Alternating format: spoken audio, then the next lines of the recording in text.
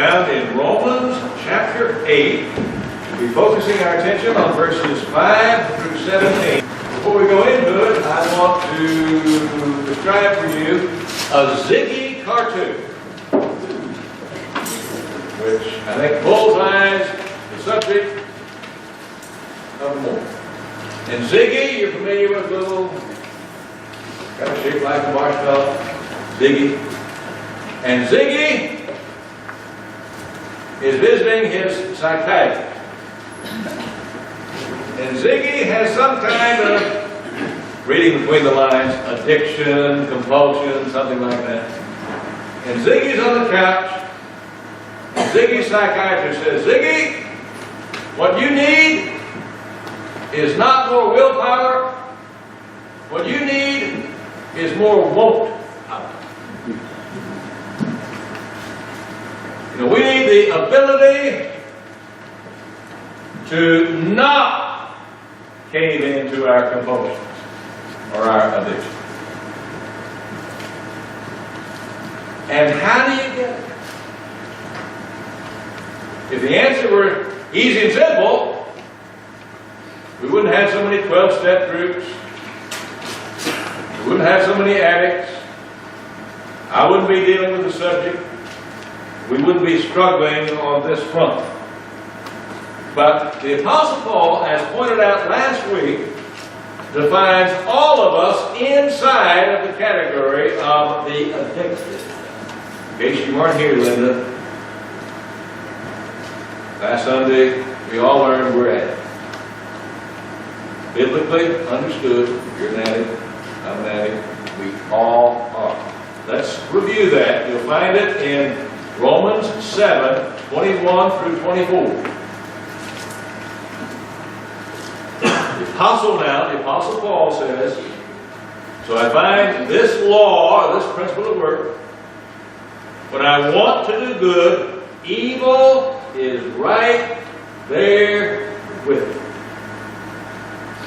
For in my inner being I delight in God's law, but I see another law, or principle, at work in my members, the members of my body, waging war against the law of my mind, and making me a prisoner of the law of sin at work within my members, the members of my body. What a wretched person I am! Who will rescue me from this body of death? This is Apostle Paul. After his conversion, being vulnerable, confessing that he has compulsions, he has addictions, his body has cravings, and he wants to do the right and the holy thing. And he knows this in his mind. He truly wants to do the right and the holy thing, but he finds he doesn't do it because evil's lurking at the door, seducing him, hooking him, giving him some kind of lie. And he knows better, but he caves. All right, so Romans chapter 8. And through Romans chapter 8, the Holy Spirit shows us how Christ enables us through spiritual empowerment to overcome our addictions. The resource is there. Ideally, we would draw on the resource all the time, but let's make it our goal to draw on that resource and, in fact, overcome our addictions most of the time. Ideally, all the time. Realistically, most of the time. And the first way whereby Christ accomplishes is that he shifts the focus of our attention. Christ shifts the focus of our attention. Let's make sure we know what we're talking about here, then we'll read the passage where that is supported. We have an attention span. You know, if we had plenty of time, I'd ask Sarah, What's the median attention span of your students? 5-year-olds, about 15 seconds. About 15 seconds. All right, now as mature adults, let's say 4 or 5 minutes. It's supposed to be your age that your attention span is. Really? I mean, you're looking at some more.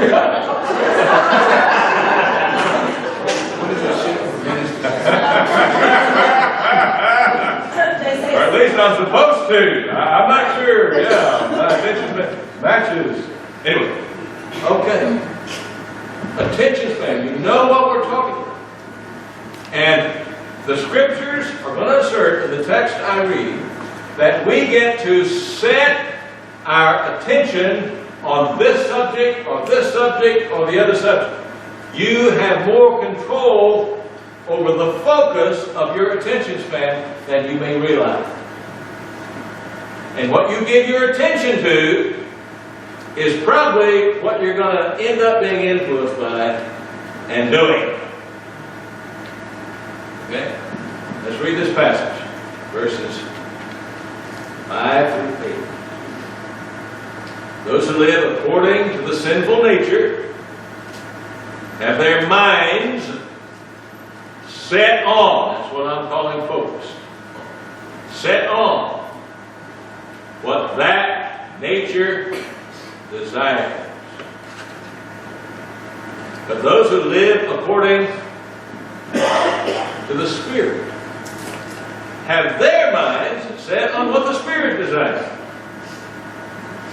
The mind of sinful men and women is dead. Separated from God. Separated from life.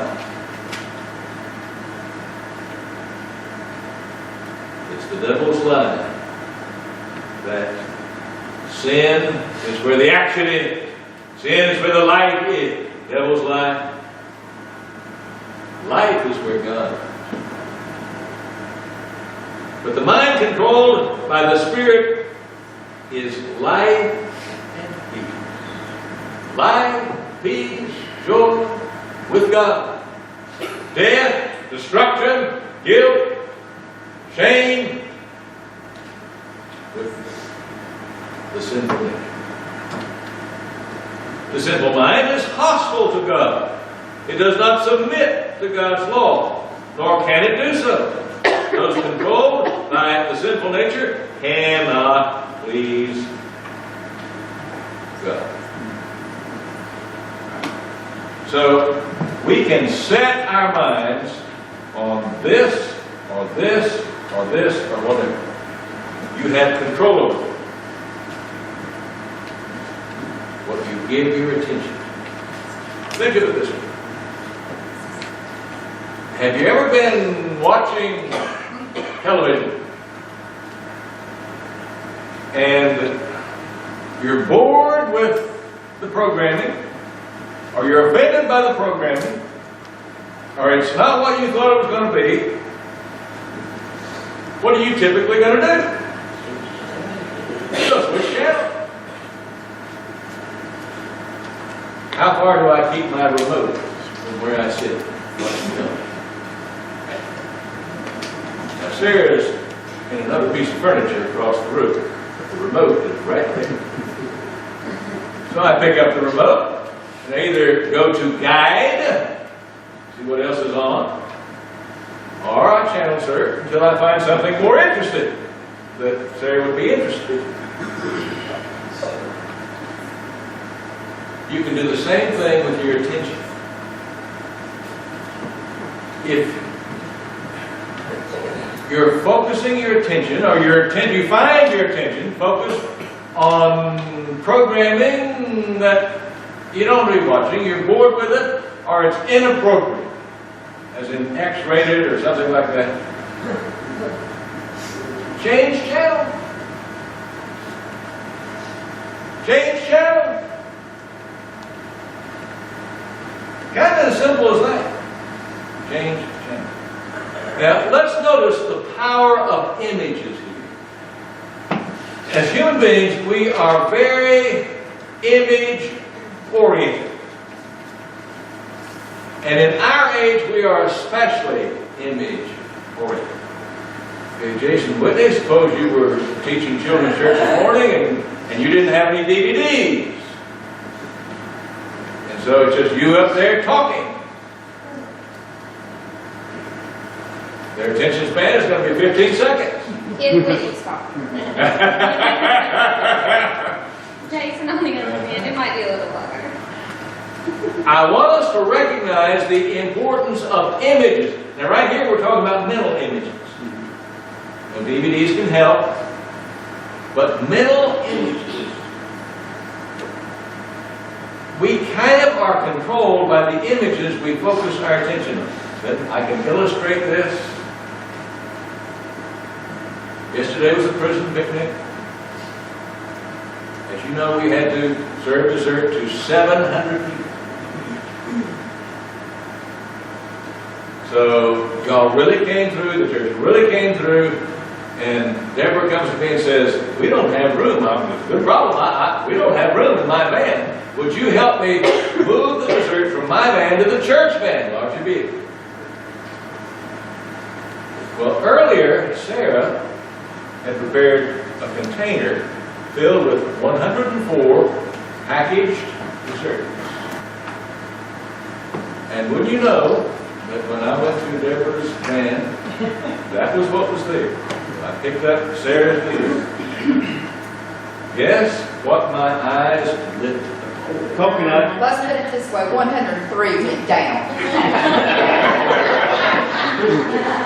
Deborah's giving away the punchline. Oh, it was that image. It was that big, layered with coconut. Coconut on the top, coconut in the middle. Moist, no doubt, delicious.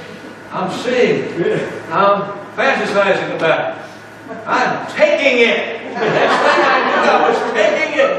And I confessed. I said, Deborah, you know those 104 desserts that Sarah had me bring down here? There were really only 103. All right. Good. All right. The image we have in our mind. Now, to wrap up this point, if you want to exercise the control God has given you over your attention span and what you set your mind on, you and I need a repertoire of images.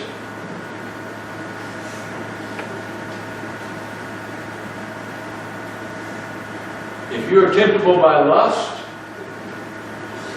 put an image in your mind of love.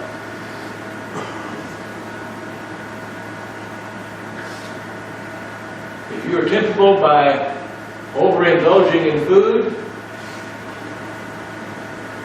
something that works for me is to put the image in my mind of my next meal. I don't want to spoil my appetite. It's not that I don't enjoy the pleasure of food. I do enjoy the pleasure of food. God gave me that enjoyment 3 times a day. Chris, maybe 2, maybe.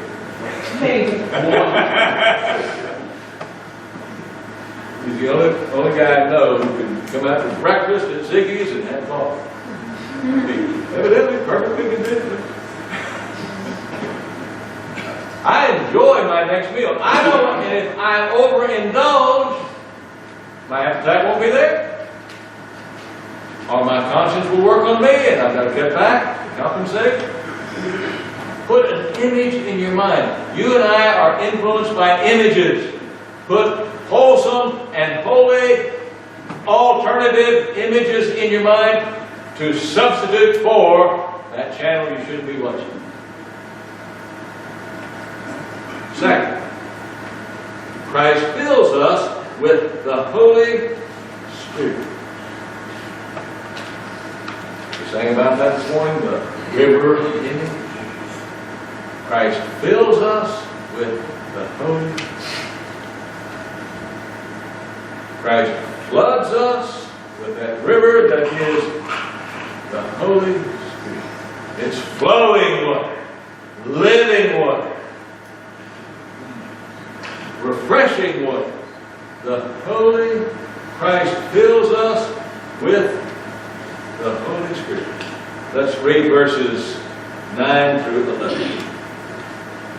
You, however, are controlled not by the sinful nature, but by the Spirit, the Holy Spirit.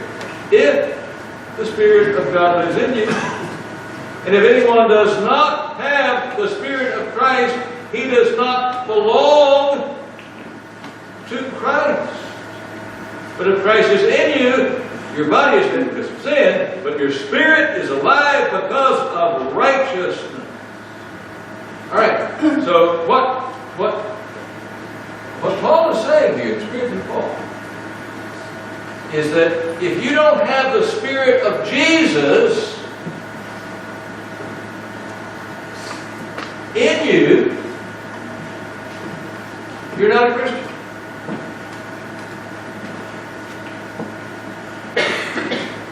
Now, we all have Adam's nature, Eve's nature. We all have that. We're born with that. That's sometimes called a original. We're born with that. But when we undergo new birth, we receive a new nature. And our new nature, and our truest nature, is the nature of Jesus. And most of the time, the prevailing, dominating animus or spirit in us should be the Spirit of Jesus. Not a rare exception, the norm, the Spirit of Jesus. What characterizes the Spirit of Jesus? Turn over to Galatians 5. And I'm going to read starting with verse 19. So, Roy, if you can bring up Galatians 5, starting with verse 19. We want to get to verses 22 and 23. That's the good stuff. But it's set in contrast to the bad stuff. So I said, live by the Spirit, and you will not gratify the desires of the sinful nature. For the sinful nature desires what is contrary to the Spirit, and the Spirit what is contrary to the sinful nature. They're in contradiction to each other. They're in conflict. So that you do not do what you want. Same thought as in Romans chapter 7, verses 21 through 24. But if you are led by the Spirit, you are not under the law. Now the acts of the sinful nature are obvious. Sexual immorality, impurity, and abundance, idolatry, witchcraft, hatred, discord, jealousy, fits of rage, selfish ambition, dissensions, factions, and envy, drunkenness, orgies, and the like. I warn you, as I did before, that those who live like this will not inherit the kingdom of God, will not inherit heaven. But the fruit of the Spirit is love, joy, peace, patience, kindness, goodness, faithfulness, gentleness, and self-control. Now that's the kind of Christian woman I want to be married to. By the grace of God, I am. That's the kind of Christian man Sarah wants to be married to. And well, the picture is a little more complicated in that case.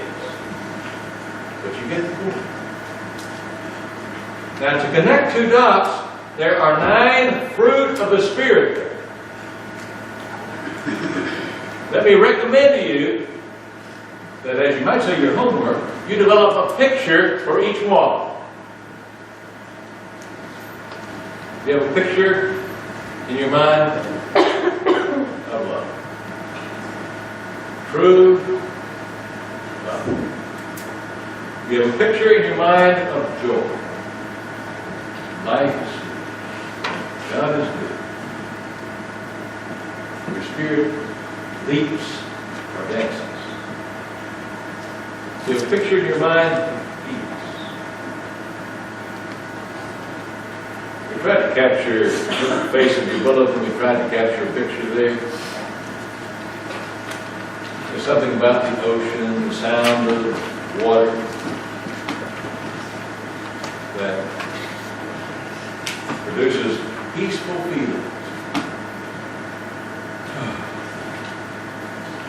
When I connect those peaceful feelings with God, I'm at peace. Blood pressure goes down. Responsibilities kind of fall into their proper place. Stress relaxes. The grip it has. Images. 9 images.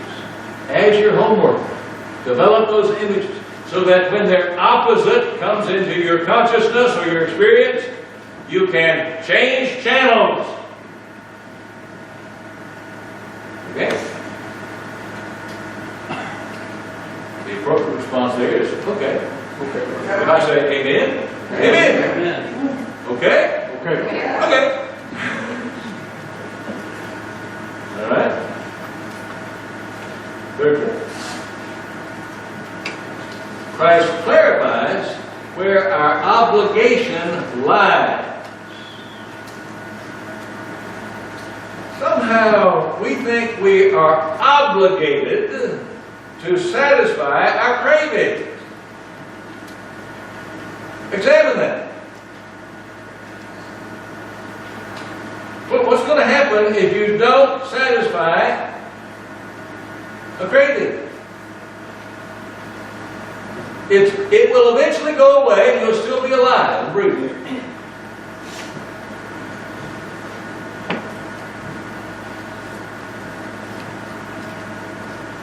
So let's read the text and then I'll make the point. Okay, we're reading verses 12 through 14.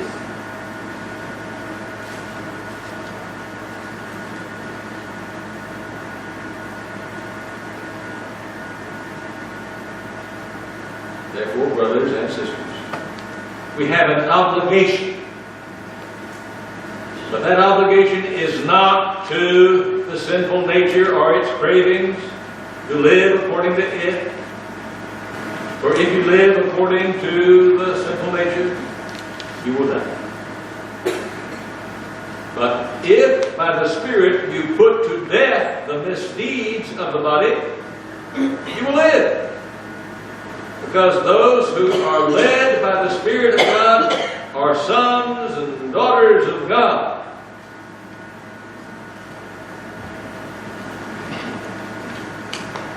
I submit to you that our cravings, those cravings that attach themselves to various bodily organs, to include the stomach, those cravings that come at us with desires for this, desires for something else, unholy, unhealthy, inappropriate, in volume or quantity, if not in type. Those cravings are like bullies. You ever had to deal with a bully? They tell me bullying can be a problem in the schools. There are bullies. Mean girls, bad boys, bullies.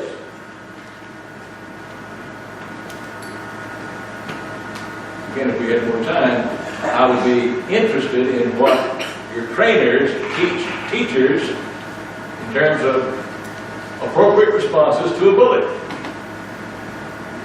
Don't have time, but what, in your own mind, what have you learned in terms of dealing with a bully? You give ground or hold your ground? Or remove yourself? Or de-escalate? What's the most effective strategies in dealing with a bully? It's not to cave in. If you came into a bully, what's going to happen tomorrow? Same thing. And the bully's going to think that he or she has more power over you the next day. You came across first time, probably come across the second time, the third time, the fourth. Bullies will harass you. Our cravings, our bodily, fleshly cravings will harass us as long as we think we're under obligation to satisfy. You don't have to satisfy a bully. Not that it's going to be pleasant. But you don't have to. You're under no obligation to satisfy the unreasonable, unhealthy, unholy demands of a bully. Our obligation is to God. The holy, the healthy, the good, the true, the beautiful. That's where our obligation lies. Know that and be strong. Finally,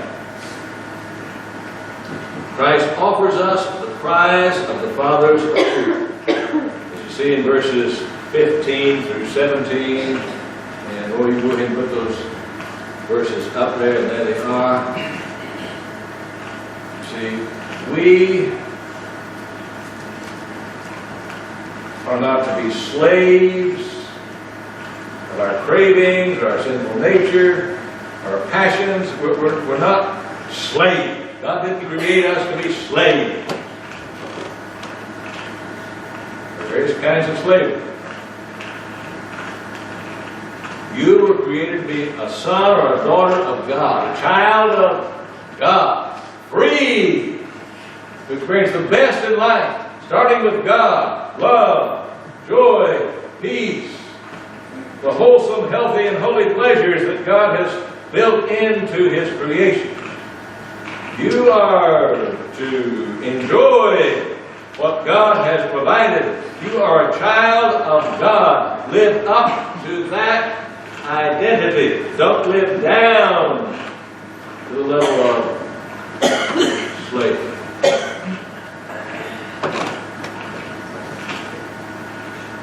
The royal family's been in the news of late. Anniversary of Princess Diana's tragic death. I've watched some of the programming.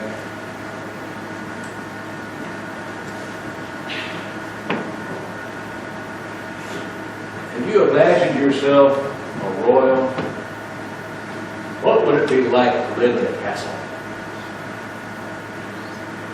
What would it be like to ride around in a carriage drawn by horses, glittering with gold? What would it be like to get married in Westminster Abbey? All the dignitaries of your culture. Evidently not a storybook as we imagine.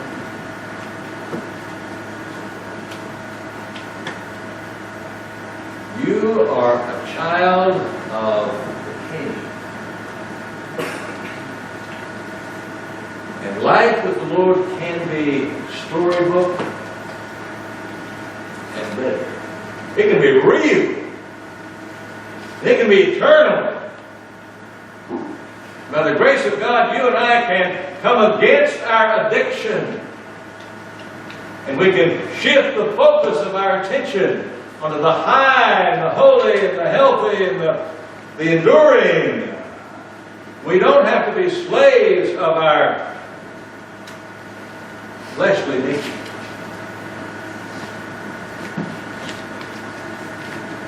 We can enjoy the life and peace of God. And that's so much better. Amen? Amen.